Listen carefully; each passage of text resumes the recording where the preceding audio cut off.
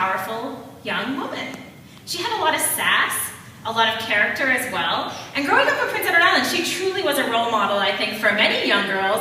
Eventually, I went to a school called the Lucy Maud Montgomery Elementary School, where we had an Anne of Green Gables Day, where you dressed up as a character, and many times I dressed up as Anne. And I really do think she's an amazing woman, and I love this quote from her. I've added little tweetables at the bottom of the presentation. This would be one: "Tomorrow is a new day with no mistakes in it yet." And I always think about that, running my own business, having a son who's 3.5 years old, is that no matter what happens today, tomorrow is a new day with no mistakes in it yet, so you can fix it. And that's kind of kept me going as a driving force as an entrepreneur. When we get into another decade, the 1980s, we have the famous brick phone. Did anyone have one of these phones? I'm guessing yes. An amazing device at the time. This cost about $4,000. That's equivalent to about $20,000 today. The best thing about the brick phone is that the antenna and the reception at the time was phenomenal. When you made a call, it actually went through. Still to this day, I have all of the latest technology, all of the newest phones, but if I go to certain places in my home, unfortunately I can get no reception. So in some ways, I'd secretly like to have one of these, but I probably would be a little embarrassed carrying it around. And in the 1980s, I started at the Dunstafnage Elementary School. Again, you notice a theme here with the hair, right? This is why I've had the same haircut for years and years and years, because I remember these days and it was horrifying. I went to a one-room schoolhouse, kind of a rare thing, I think, for people growing up who are my age to go to a one-room schoolhouse. It kind of went like this: in grade 1 year in one row, grade 2 year in the next row, and grade 3 year in the next row. Kind of an amazing experience. No technology, of course, at all in the classroom.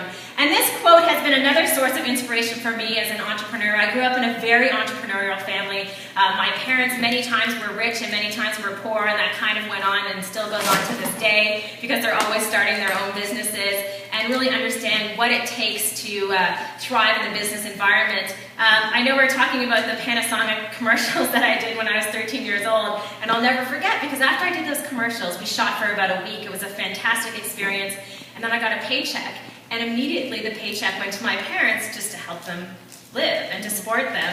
And I realized that this could potentially be a growing trend in my life, so I better get out there and start working early. And I was not wrong. Wonderful, wonderful people. My dad has always said this to me: we've been broke in our lives, but we've never been poor. We've been broke in our lives, but we've never been poor. And what he meant by this is that we've always been rich as far as health and family and all of those other things that matter. And I hold this true and dear to my heart when I think about everything that I do, because my family is healthy and happy. I have this saying with my husband that drives him absolutely crazy, because, you know, if he gets stressed out and feeling overwhelmed with everything, and I'm like, Syria is stressful. This is not. Let's put things in perspective. I have friends as well who are constantly stressed out with business and with life, and trust me, I've gone through periods of stress in my own life, but the reality is I think we have to learn to put all of this in perspective and focus on some of the great things in our lives. In the 1980s, I also started going to work. This is not me in the 1980s. You'd be like, wow, she hasn't aged that much. This is me just recently. But in the 1980s, again, I learned from my parents that I would have to start working and have great work ethic at a very, very young age. So what was happening is my parents ran a business where there were property managers at a strip mall in Charlottetown, PEI. So they were responsible for taking care of the mall, making sure that the parking lot in the mall was completely clean, there was no mess or anything, making sure the buildings were up to par. My dad decided, because he's always been kind of frugal, that it would be a great idea if, instead of hiring someone to go out and actually pick up the garbage in the parking lot, that he would send his kids. Oh, boy. So at 7 years old, I kid you not, at 7 years old, at 6 a.m. in the morning, we used to wake up, pile in this orange pickup truck that we owned, and we would go out to clean garbage. And I'll never forget it, because my brother, he hated this. This was the worst experience in the world to him. And I thought this was awesome. I wanted to pick up the most garbage in the parking lot and get it all done so my dad would be so proud of me. And this was just something that I think I continue to have today, just that feeling of, you know, I want to get out there, work, maybe impress people, including my parents. And it was all stems back to this early, early age. Recently in Prince Edward Island, I was there this summer, and I had a conversation with my dad, and I was saying, you know, I've been speaking about social media for the past few years. The problem is, Everybody's speaking about social media these days. There are so many social media gurus out there, and I want to do something to kind of set myself apart. So I think I want to start talking more about entrepreneurship and some tips to be able to thrive and run your own business. So I said I'm going to incorporate this story about us cleaning up garbage, if you don't mind, if you're not too embarrassed. He said that's fine. And I said, but I need to know the true story. How long did we actually do this? Because let's face it, in our lives we embellish things as time goes on and our stories become more dramatic as the years go on. I said, you know, was it for 6 weeks or 2 months? And he looked at me and he said, no, you did it for 3 full years. So from the time I was 7 till the time I was 10, we were picking up garbage before school. And again, I enjoyed, I have to say, every single minute of it. In the 1990s, this amazing piece of technology came into our lives that I'm sure has changed many of your lives. A platform where people could come together from all over the world and communicate. They could market their products and services. They could reach out to new people. And this is the way we used to talk about the internet. Well, there's a revolution going on in rec rooms, offices, and classrooms around the world. A revolution in which 15 million people are taking part. They're sharing scientific data, arguing philosophy, or passing on cooking tips and gossip, night and day through a computer network called Internet. For about $200 a year, they log on to personal computers connected to phone lines and communicate across cultures and continents. Bill Cameron has this report on the growing phenomenon of Internet. So funny. This video is so classic. In 1999, I had just finished a postgraduate degree in journalism, and I moved out to San Francisco to work at a company called Razorfish. Did anyone hear of Razorfish in the early days, the .com days? It was a huge company out there. I was really lucky to get a job there really early on. It was not hard. All you had to do was to be able to write the English language, and you were in. It was as simple as that. Again, a great experience to get out and get lots of digital experience in the technology world during those days, and to start to use the internet. One of my first things that I did out there was I started to do an HTML newsletter where I programmed my own newsletter and got lots of skills like that. So that really was social media. We didn't call it that back then, but of course we've come a long way since then. Now, today in 2012, I would argue that probably one of the most powerful devices that we've seen out there, one of the most interesting and innovative devices, of course, is from Steve Jobs. This would be the iPad, or the iPad 2, or 3, or the iPad mini, whatever you want to call it. The iPad has really changed the way that we communicate and the way that we compute. So the first time I really realized what a powerful device this was when I was watching my son, who was 2 years old, who started to use the iPad. And it was absolutely fascinating to watch him use this device. At the time, he was not toilet trained, he couldn't say any words, he really didn't understand how to do too much. However, for some reason, he understood how to turn on the iPad, he could switch between applications, he could watch and find videos on YouTube, he could play games, and he understood the iPad needed to be charged at night. Now, to me, this was a sign of the next generation of entrepreneurs that are going to be able to do amazing things with technology just like this. I don't know if you're familiar, but in Estonia, for example, one of the courses that they teach kids in school as young as grade 1 is to teach kids how to program.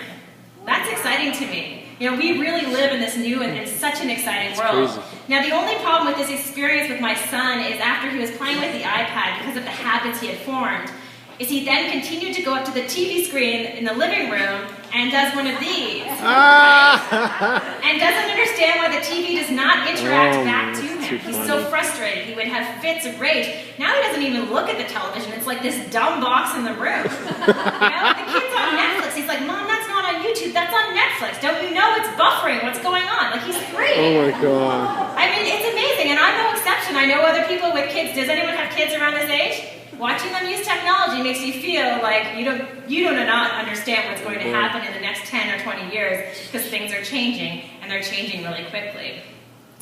Now, I wanted to also tell the story. I'm going to sit down for this story, but the story of someone who's had a big impact on me in terms of my life as an entrepreneur and being able to go out there and just kind of live my dream of being able to run my own business and be flexible and all of those other things. So this is my grandmother. Her name is Grammy, as we called her. And my relationship with my grandmother, I think, was probably similar to some of you in the audience probably had with grandparents. It's a different relationship than your parents, right? It's totally different.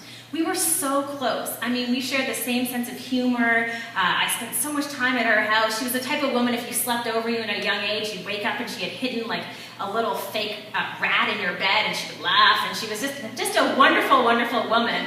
So I had an experience just before she passed away, a few days before she passed away, when my mom called me. And I was living in Toronto at the time, and I guess it was about December 13th.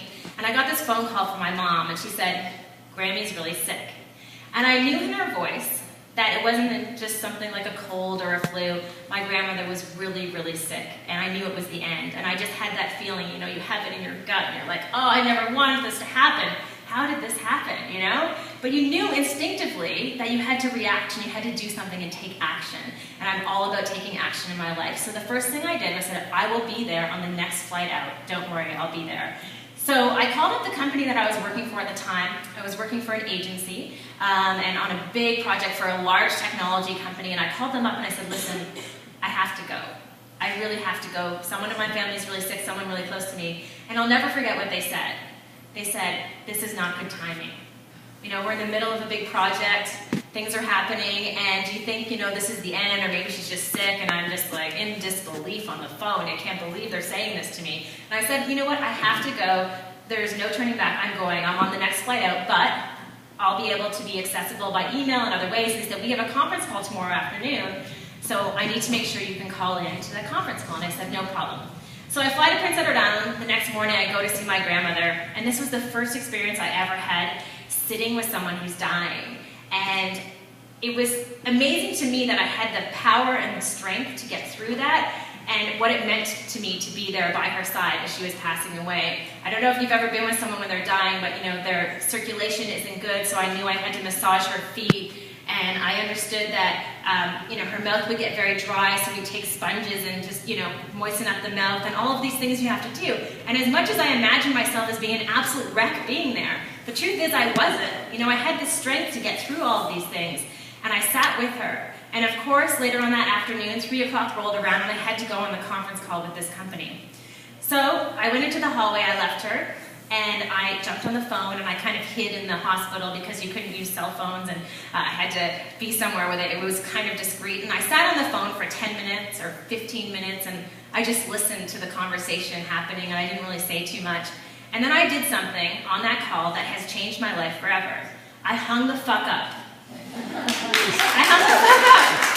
And I'm sorry for swearing. I'm really not one to swear, although I was watching the Seinfeld thing recently about his acts and why he doesn't swear, and he was saying, you know, sometimes you need to swear, and I think this is one of those things, I have to swear when I say that, because I hung the fuck up. It doesn't sound as good if I just say I hung up. Right? I hung the fuck up. Because that's what I did. I mean, there was passion in that hang up. I hung up, and it changed my life. Because I knew at that time I never wanted to work for someone who didn't understand that I had to go at those times, that I needed to be with someone who I cared about and I needed to be beside them. I never wanted that to happen again. In my life now as a mom, I never want that to happen, that all of a sudden my son has a recital or a soccer game or something and I can't go and be by his side because some asshole says, no, you have to be on the conference call, and they don't understand. So it's the freedom to go out there, and I think as many of you mentioned you're entrepreneurs, it's the freedom that all of us love. There are hard times, you know, there are easy times, but having that passion and that freedom. So I'm going to move on from this story. I don't mean to get everybody down or anything, but it was a moment in my life that really changed everything. So now I want to talk to you about 7 tips, 7 things that have really helped me grow my business in terms of using technology and tools and all of those things to empower me and to be able to go out there and land the next gig. So the first thing I want to talk about is this idea of being out front, being the face of your company. My company is very small, so aside from all the other stuff I run a company called Connect, and there's only 5 people in the company, and one is my brother, and the other is my husband, and we have 2 other people as well who are just like family. So a very, very small company. And it's so important that one of us is out front, and for our organization, that's me.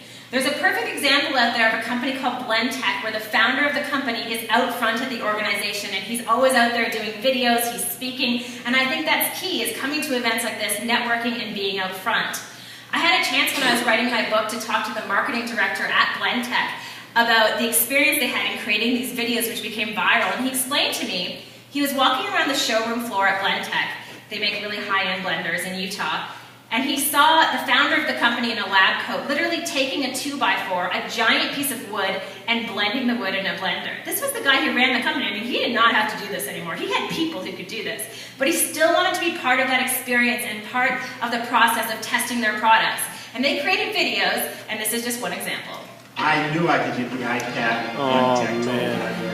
I think I'll press the iPad. This hurts.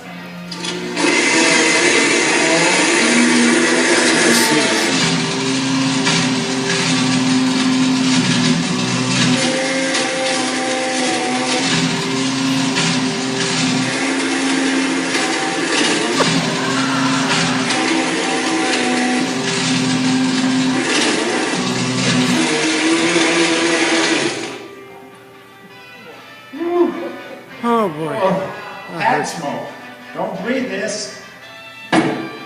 Ah, that was one tough pad.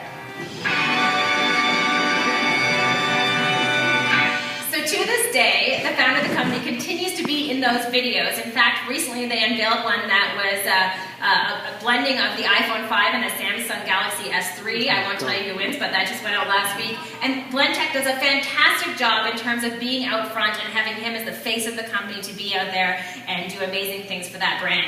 I also just realized that we're in a church. I kind of turned up and I realized I just said the F word and I'm sort of I'm having a bit of a dizzy spell.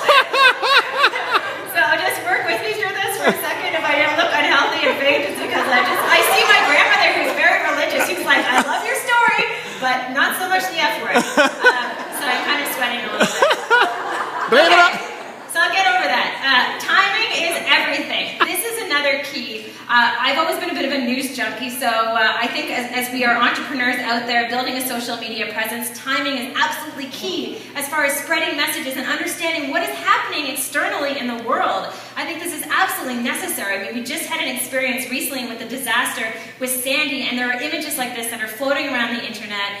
We know, I think there were 120 houses that burnt down in New York City, 80 people currently in the US who have died because of this particular storm, one woman in Canada. A very, very sad, sad week for a lot of people. However, there are some dumb companies out there who have taken advantage of this opportunity and have not understood that their timing is absolutely poor. One example of this is American Apparel. This is an email. This is a real email. This is not Photoshop that went out this week, offering 20% off everything for the next 36 hours, in case you're bored during the storm. Oh. In case you're bored during the storm. You know, American Apparel is a huge company. Wow. Who's going to be bored? Their houses are gone. They have no water. I have colleagues in New York who are telling me they won't have power for another few days. I don't think they're bored. I think they're trying to take care of their families, and many people have lost loved ones. So a really, really bad example of someone doing the right thing. Now the Gap, same sort of thing. They just did this week. All impacted by Sandy, stay safe. We'll be doing lots of Gap.com shopping today. How about you? I mean, so insensitive. And that's why I mentioned timing, because so many times it doesn't matter if you're a small company, an individual, the world has become so smaller because of technology. And I think we all have social responsibility to understand what's going on in the world and write messages out there that are sensitive to timing and sensitive to tragedies just like this. So examples of very bad timing. The next thing I want to talk about is supporting a cause. I think this is absolutely key for entrepreneurs. Let's face it, many of us have causes that we care dearly about. I'm part of the Red Cross Twitter team, so anytime there's an emergency or disaster, I help to tweet out messages. Just a simple thing. We all have causes that we care about, whether it's locally, regionally, or nationally. So push your cause out there, and if you're an entrepreneur, sometimes your cause can be a great way to go out there and to network with other people and to get out there in the social media world and to do something good.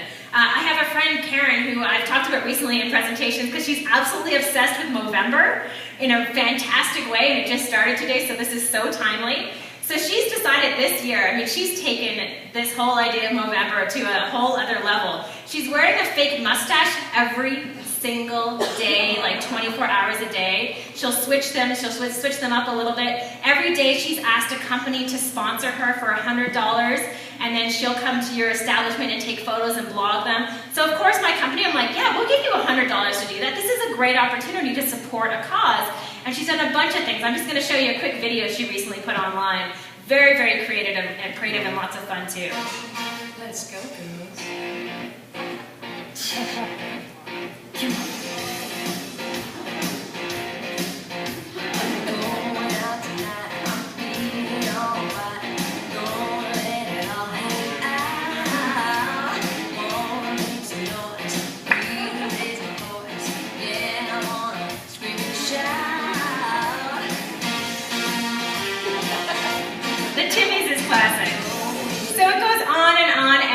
So supporting a cause that you care about, again, I think as entrepreneurs, even if you're a small company, you're an individual, it's a great way to get out there and to network to make the world a better place. We know as women, we have the power to change the world, right?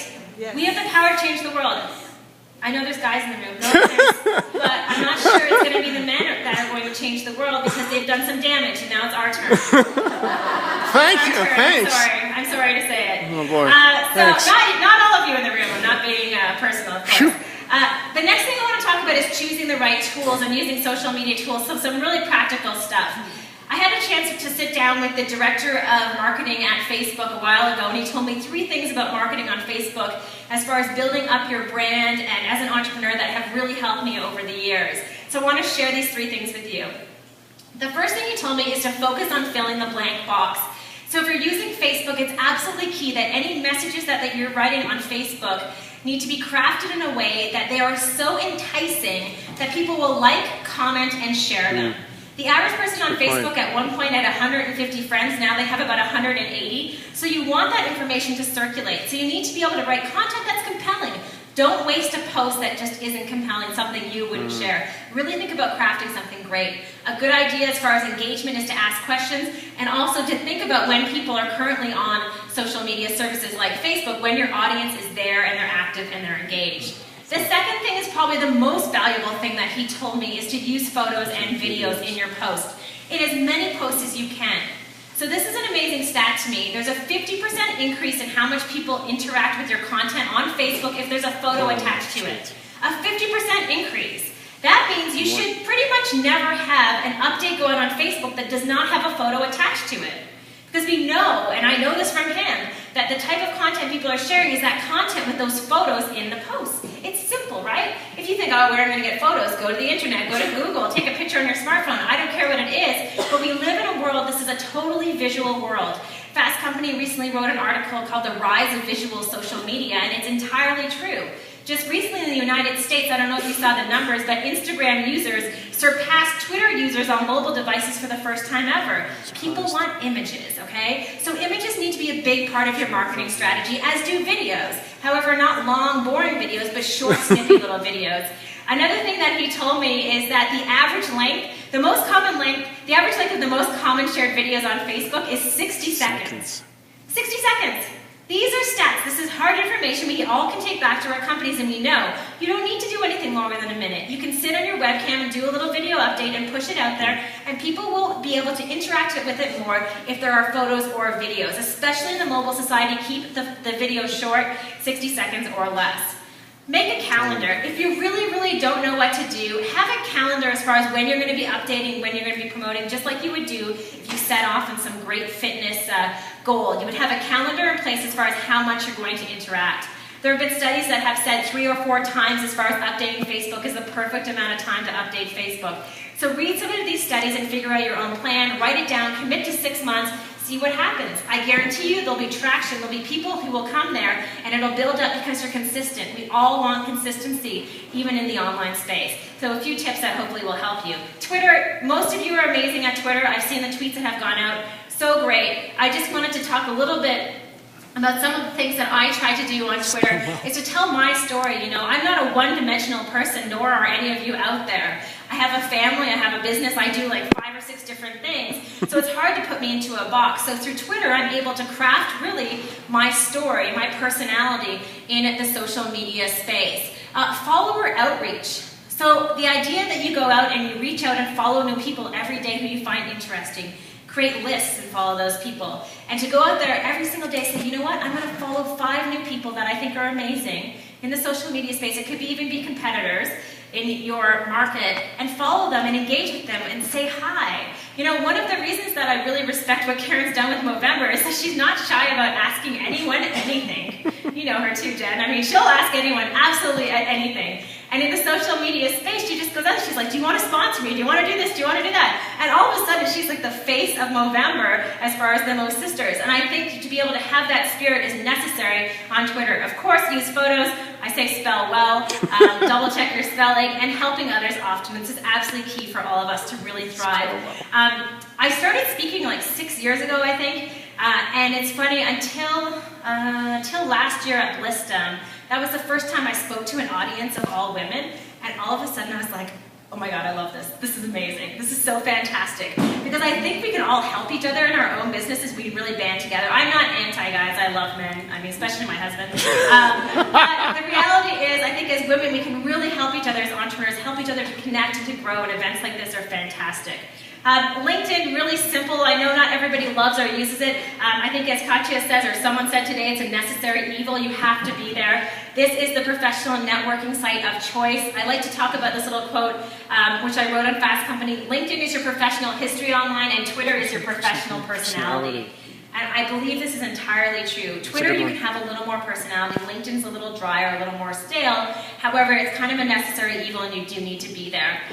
Really simple, I think, to be able to grow your network on Twitter. Consider a paid account. That's maybe a good option if you have the money around. I do have a paid account, and I've noticed there are some major advantages from seeing absolutely everybody who's looked at my profile, which is kind of fun, to being able to send emails. I can send emails to anyone.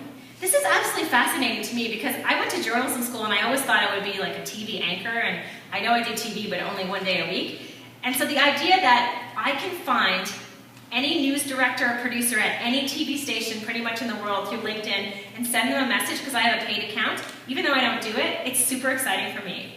So it's like all these opportunities exist out there right in front of us, right? And with LinkedIn, the ability to be able to access those people through paying for an account sometimes can be beneficial.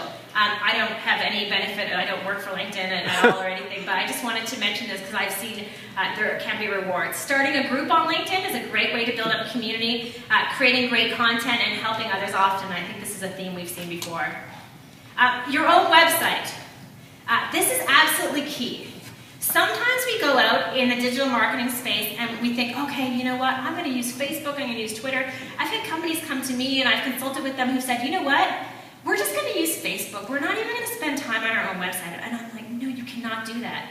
Because your own website online is the only thing that you own.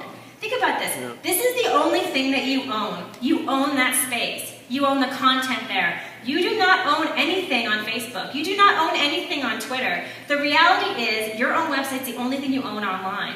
You know, we don't know if in 6 months Facebook is just going to, fall to the wayside. People will stop using it. I don't know what's going to happen to that. But I do know if you've invested in your own website and have some good content there and have done a great job of it, it's a great thing to be driving people back to at all times. Listening well. So keeping an ear to the digital ground, paying attention to what people are saying about you or your company, whether it's simple Google Alerts, signing up for Google Alerts for free to be notified if anyone mentions anything negative about you, this can have a big impact on you. I mean, I feel like we're inching towards this experience online that all of a sudden things can just tip and you can have a terrible experience for your business if you don't deal with it well. There's no better example of this than Dave Carroll. He's a singer from Nova Scotia from a band called Sons of Maxwell. He was flying on United Airlines a few years ago and had an experience where he landed in Chicago, he looked out the window on his plane, and he saw a baggage handler taking his guitar, his $3,000 Taylor guitar, and chucking his guitar. His heart just sank. Now, he tried to get in touch with United forever. They didn't pay attention. No one paid attention to him. Weeks and weeks went on, and he did the only thing that he knew how to do, which was to create a music video for $100 that did a lot of damage. We'll talk about that after, and many of you have probably seen it. So before I left Chicago, I alerted 3 employees who showed complete indifference towards me. United.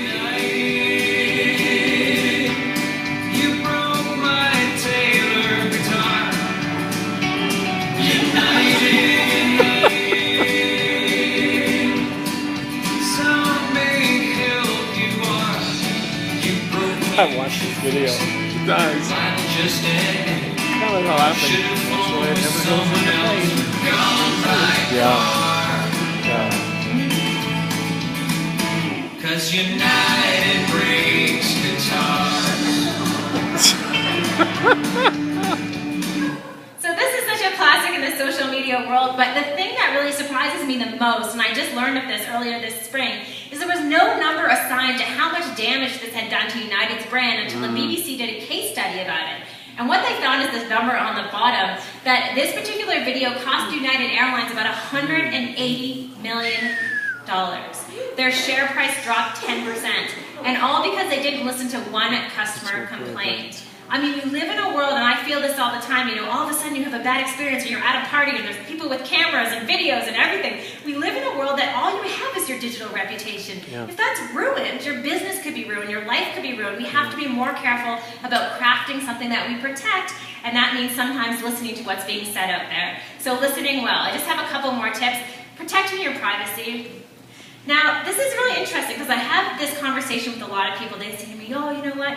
How do you protect your privacy because you're on social media all the time?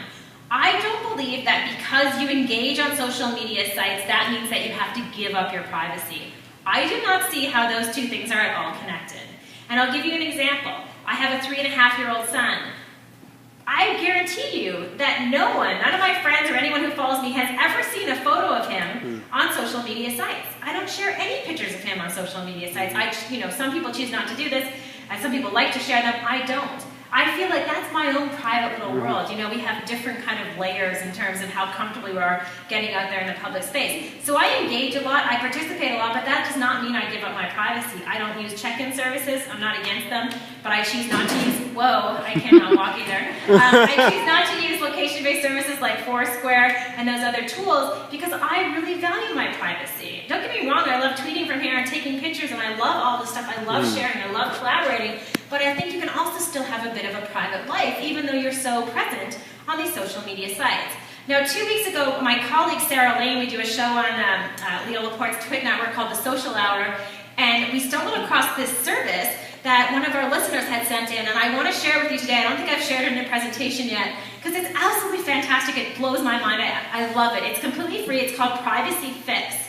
Now what this is, it's an extension for your browser. So let's say you use Chrome or Firefox, you download it, goes into your browser, and it gives you an overview of your privacy settings across multiple social media sites and sites that you're visiting. All of a sudden, for the first time, it's like my eyes have been opened to the fact of the information. I think, oh my gosh, I have all my settings nailed down.